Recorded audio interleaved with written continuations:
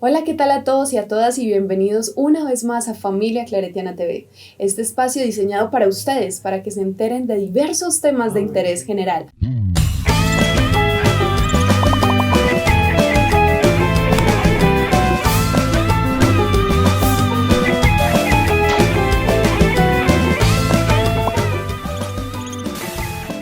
Hola, ¿qué tal a todos y a todas? Bienvenidos a Familia Claretiana TV.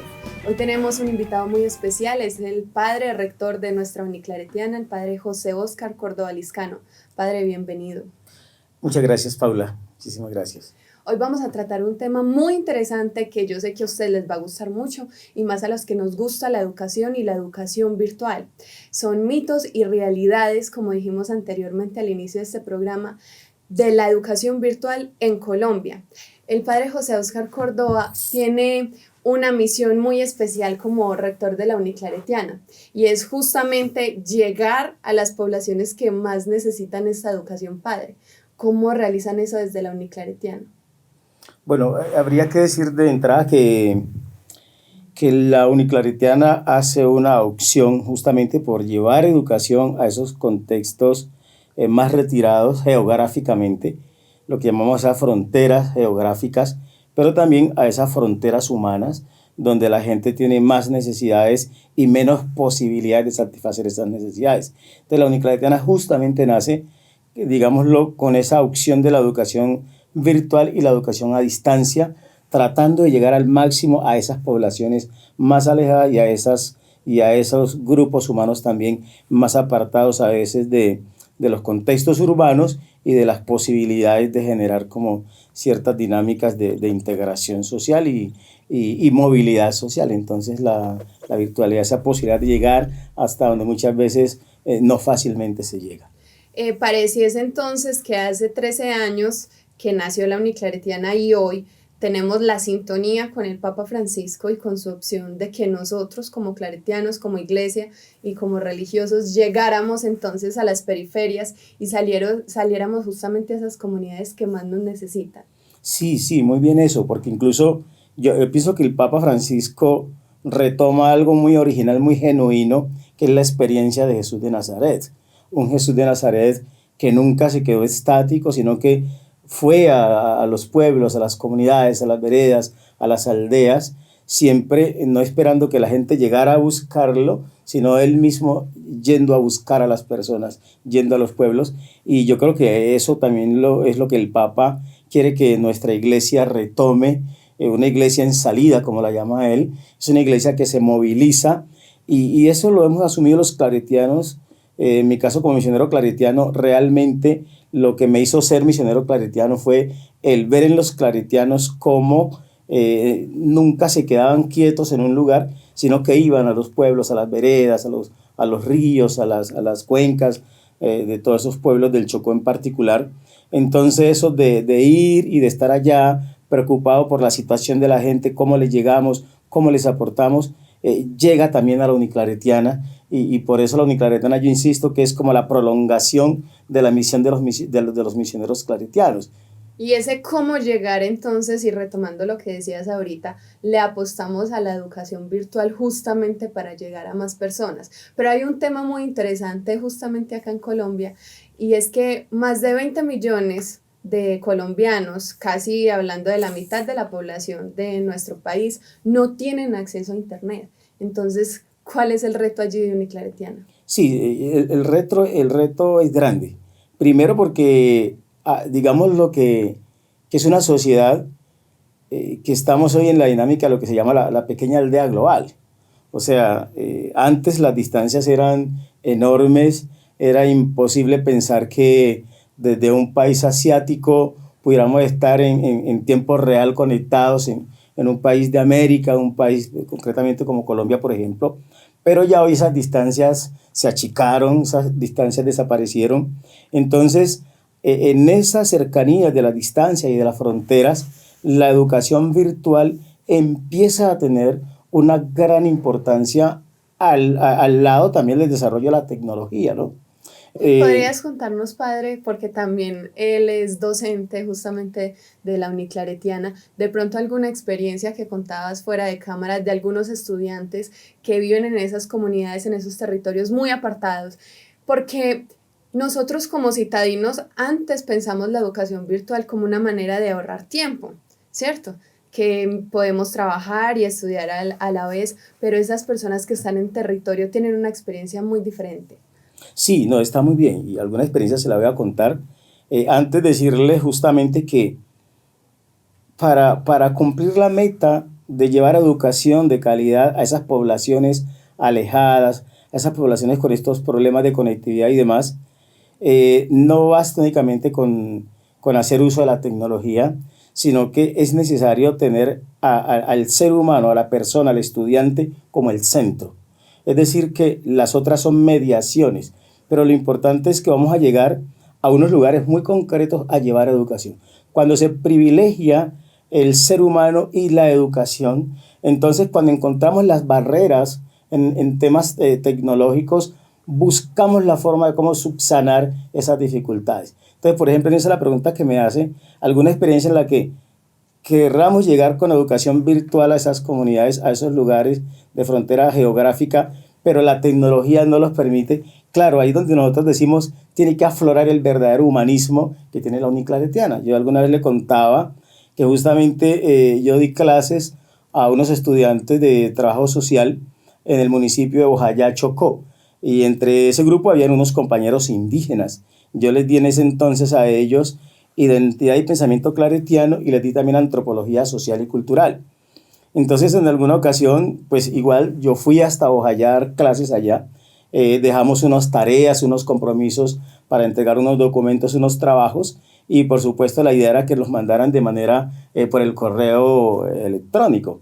Y alguna vez yo esperando el trabajo de algunos compañeros indígenas y el trabajo no me llegaba, entonces recibo una llamada de uno de los indígenas y me dice, rector, el trabajo no se lo he podido llevar porque acá en la comunidad hoy no tenemos ni ayer hemos tenido conectividad, que a veces hay algunos puntos Vive Digital en esas comunidades indígenas y afro, allá en esos rincones, pero para ese caso ni siquiera eso le funcionaba. Entonces me dice, para llamarlo he tenido que subirme a una montaña, he caminado muchísimo y me he subido para poderle decir que el trabajo se lo hago llegar cuando vamos a Bellavista o cuando vamos a Vigía Fuerte, para que nos dé un espacio, para que nos dé un tiempo.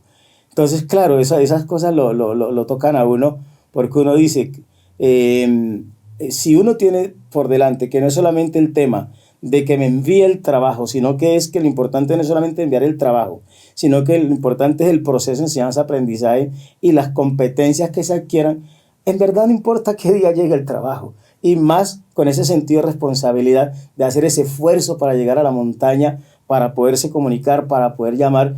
Uno dice, eso vale más que cualquier otra cosa, ese esfuerzo ya es muy importante. Entonces, para la Uniclaretiana, llegar a esos lugares con educación virtual, insisto, es también contemplando que en esos lugares hay dificultades con la tecnología, pero por encima de las dificultades de la tecnología hay que ser creativos también y alternativos para que el proceso no se frustre justamente a raíz de esas debilidades que tienen estas regiones.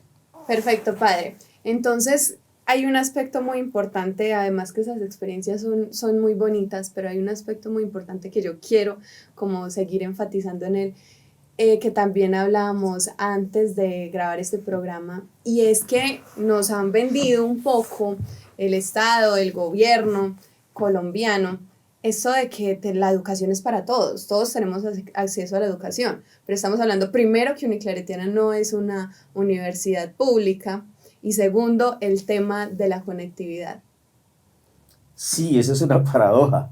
Sí, eso es un sueño de que la educación sea para todos, Ese es el mito. que ese es el mito de una educación para todos, pero en la práctica, en la realidad, cuando uno va a ver realmente hay muchas desigualdades para acceder al sistema educativo. Y la desigualdad comienza en parte por eso que venimos hablando, porque en ciertas zonas del país, especialmente en las rurales, no hay condiciones para que la gente tenga acceso a una educación. Por ejemplo, una zona tan apartada como aquella que les decía, y yo sé que en cualquiera de las geografías que tenemos en Colombia, donde la gente no tiene la posibilidad de tener allá un centro de educación superior, sino que a las malas la gente termina la primaria y en algunos casos de privilegio puede hacer un bachillerato, la secundaria, pero ya dar el paso a la universidad realmente, o a la educación superior, realmente es casi como un prodigio, ese es un privilegio enorme. Entonces uno dice, ¿qué entendemos por educación para todos? Aprender a leer y a escribir. O sea, la educación para todos es una educación que permite generar movilidad social, que permita mejorar la calidad de vida. Y en este país, uno ni siquiera como con tener un pregrado, ya eso es básico para uno dar el salto en términos de encajar en la empleabilidad sociedad y de también. encajar en la sociedad. Entonces, uno diría una educación para todos cuando todos tengamos derecho al acceso no solamente a la escuela, a la primaria, a la secundaria, también a la educación terciaria y, ¿por qué no?, a la educación de los posgrados, ya la parte posgradual, porque es que casi en todas partes te exigen a ti mínimo que tengas una especialización. Y todavía en este país tener una especialización es un privilegio. Incluso terminar la universidad, la educación superior es un privilegio. Entonces, educación para todos, yo creo que sí es un gran mito, porque en verdad, si nos vamos a quedar con que es aprender a leer y escribir, vaya y venga. Pero si queremos realmente que genere movilidad, que genere posibilidades de mejorar la calidad de vida, incorporarse en la dinámica social del Estado, del país, ahí ya tendríamos que repensar la cosa. Bueno, padre, y para finalizar entonces este programa, me gustaría que nos dijeras y le dijeras también a todo el público que nos está viendo, ¿cómo la Uniclaretiana entonces crea o apoya esta transformación social de la que tú hablas, que es el reto que tienen entonces los claretianos con la educación? Para nosotros muy importante es las transformaciones que adquiere el ser humano en ese proceso enseñanza-aprendizaje con nosotros. Perdón, que no es solamente adquirir conocimientos, sino que es también formarse en valores, formarse en competencias humanas y en capacidades para incidir en las transformaciones que necesita su contexto. Entonces, para nosotros, yo les insisto, a mí no me interesa que un estudiante me saque 5 o me saque 1. A mí me interesa es que el docente esté preocupado por si el estudiante adquirió las competencias, por si adquirió la formación, los objetivos, las metas que nos proponemos.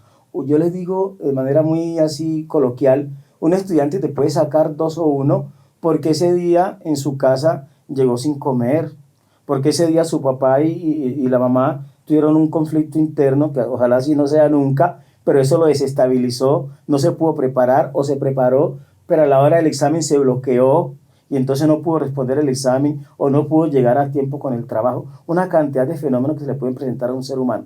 Si nosotros nos quedamos en el estudiante simplemente y en la nota, el estudiante no llegó a clases o no hizo el trabajo, no presentó el examen, nos sacó 1, lo dejamos con 1.